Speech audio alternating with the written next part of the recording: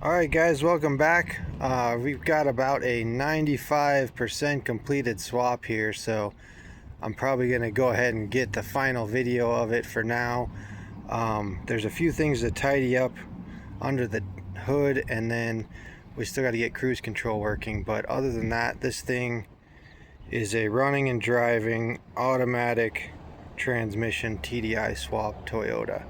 So I want to go over all the final steps that we got here. I am doing it in town, so there'll be some traffic noise, but you should be able to hear me pretty clear. So just, I guess, to start off with, going under the hood, the AC is complete.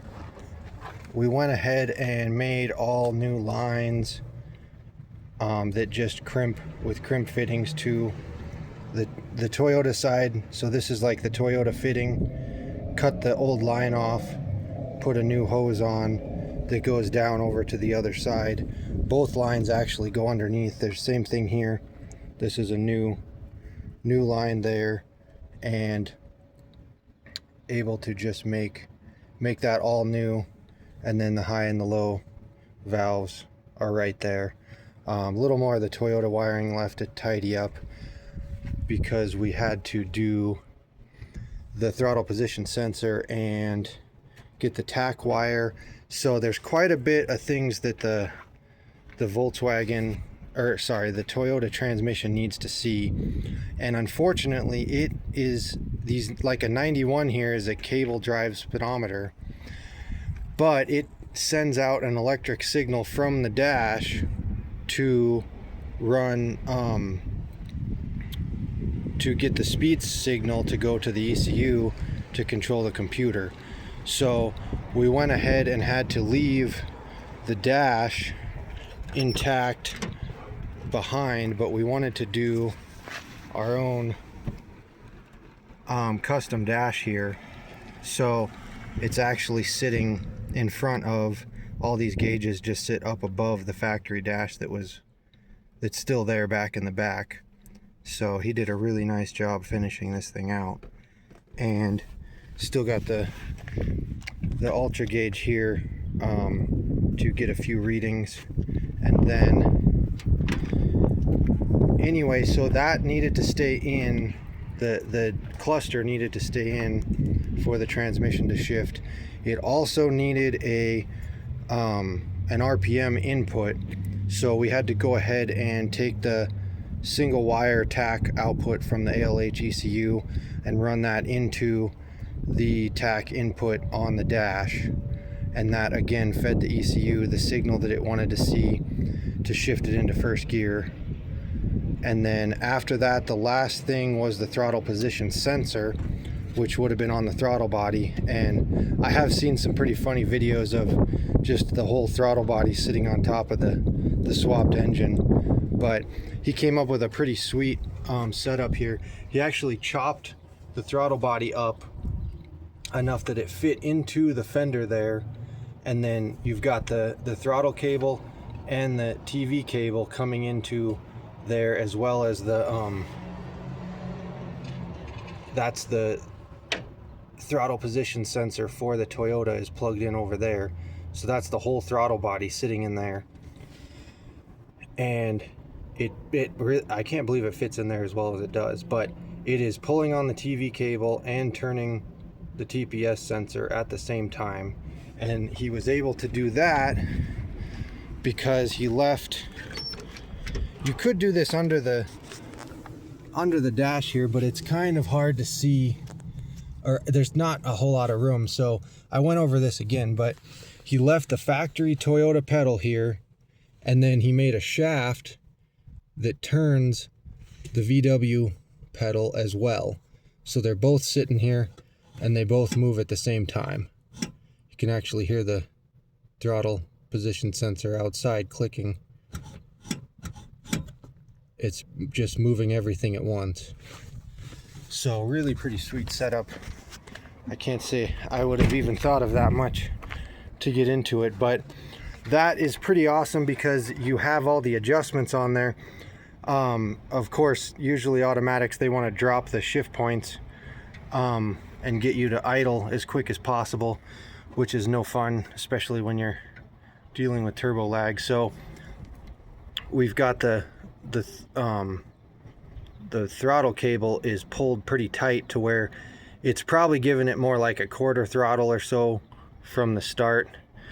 I don't know where exactly we ended up at, but basically it's pulling on the TV cable and showing more throttle position to the ECU, to the Toyota ECU, than it would actually have. But that's holding the shift points up to around 3000, and it's keeping it from upshifting as fast when you're going around a corner, so you don't end up at idle with no boost. So pretty sweet to have those adjustments with the automatic. And anyway, yeah, just kind of got all the hoses tidied up, got the wiring harness in, still got to hook up the glow plugs, but it's nice and hot out, so the AC was much more of a priority. And everything else, he made a nice little input here for the crankcase breather to run into the intake, so he didn't have to have a dribble hose on the ground. I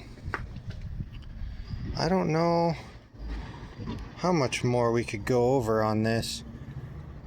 Again, that's the air filter off of a 91 Honda Prelude, and that's the factory reservoir for the Toyota power steering, and then custom power steering line just with the universal AN fittings and an adapter to the metric size on the VW pump.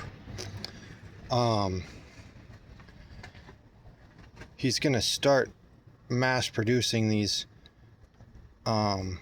race pipes for the ALH and the BRM intakes, if anybody is needing them, and making them out of steel so that you can weld on a map sensor port if you want to. So yeah, get in touch with me if you want something like that. And obviously the custom turbo, we've got the GTC 1549 mounted in stock, pretty much stock VNT location. And then he made the crossover pipe to get it over to the driver's side on the Toyota setup. And yeah, that's pretty much it. The TD conversions adapter plate pushed this thing a lot farther forward than my Acme adapter. So there's a ton of clearance there by the vacuum pump on the back. So overall, yeah, it's just really fitting in there nice. And then instead of trying to fit the intercooler in the grill here, since it's so tight and we left the AC condenser in, we went ahead and put the intercooler inside of the bumper here, and he made a bumper that just kind of fit around it, so that turned out pretty sweet. Yeah, it is a really clean looking rig here. So now that we pretty well went over everything, let's go ahead and go for a drive, show you how the automatic transmission shifts. Alright guys, so we got the AC cranked in here. It's nice and cool. It's almost 90 degrees outside. These are all glow shift gauges here, other than the ultra gauge. The fuel gauge, I never have gotten one that's really constant. It definitely waves up and down a little bit as the fuel moves around in the tank. But GPS speedometer, the tach wire coming out of the VW ECU going right to the universal tach, obviously oil pressure, EGT gauge, and fuel level. So we're still getting the coolant and the boost, intake air temps, voltage and stuff like that from the ultra gauge. But anyway, just going to give you a full throttle run here and show you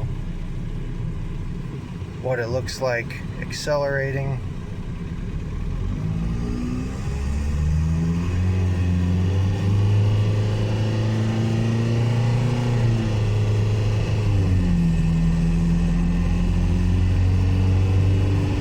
GPS speedometer's a little laggy there, but it's shifting very nicely right up to cruising speed. And yeah, 80 mile an hour, just like nothing there. So pretty sweet having that automatic working that nicely. Alright, and here's just more of a normal acceleration.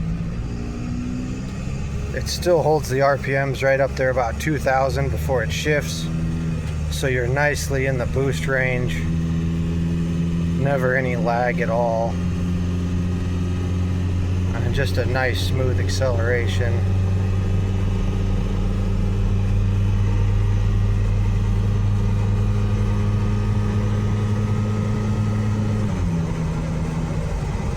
There it goes. And then the overdrive button there is still flashing, but if you lock it out, it'll hold it there. Real nice for climbing hills and stuff.